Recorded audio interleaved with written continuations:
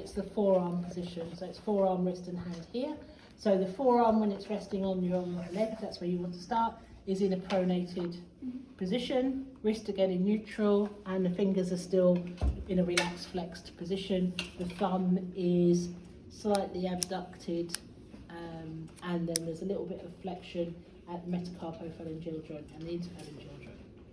Okay, then as you approach the screwdriver, you see there is more pronation. So you go from that sort of relaxed position into more pronation to approach it. Your fingers may open a little bit. Again, it depends on where your hand was to begin with. And then you have to flex at all joints to hold the screwdriver. But because you're wanting a power grip with the thumb, note whilst you have some opposition, but you also have adduction at the carpometacarpal joint. It depends on how bendy you are, but there is some flexion at the metacarpophalangeal joint. Some of you may extend, and then actually extension, where it's applying pressure at the interphalangeal joint.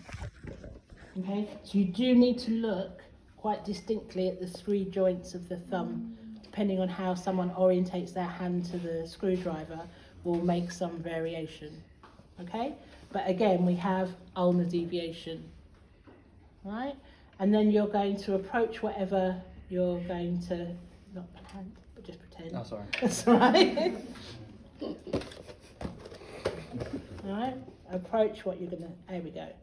And then we can all decide to do righty tighty or lefty loosey, I don't care. All right, but you can see that the movement, all right, see, Oh. there's no need to make a hold of it. Oh, sorry. That's okay. I like your enthusiasm, committed, Okay. committed. All right, so we started in this position, so then you can see we've got the hand maintains its, the forearm goes into supination. Can you see what happens to the wrist? So he started in some neutral and ulnar deviation, and then goes into a bit more extension and more ulnar deviation. Yeah? If you practice it yourself, you'll see you go into more ulnar deviation as you use the effort to do the screwing bit of the action. Okay? All right, so then you've just got that alternate. So your supination with more ulnar deviation, maintaining the hand hold, and then pronation. Supination, pronation. Okay? So having approached it in a pronated position, to begin the action, you'd supinate with muscle work now. Supinator and biceps. So biceps brachii is a primary supinator. And then your pronation, pronator teres and distally pronator quadratus.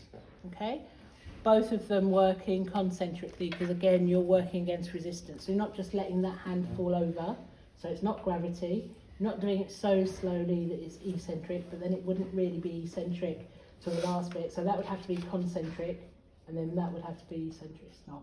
You're doing it with power and speed. So therefore it's a concentric contraction of the pronators, and the same to get your wrist back, because you do the movement quite quickly. All right, so supination and pronation in this instance are concentric muscle work of the muscles that by that name. And then because we have that bit more ulnar deviation, so again it would be your extensor and flexor carpi ulnaris. Okay, again the rest of the wrist is held in with an isometric contraction, but those contract more at the end of range to sort of apply the power for that screw. And again, the small muscles of the hand and the finger flexors remain working isometrically. Yeah? Okay, and so basically you're just describing a couple of turns of the screwdriver, and that's it.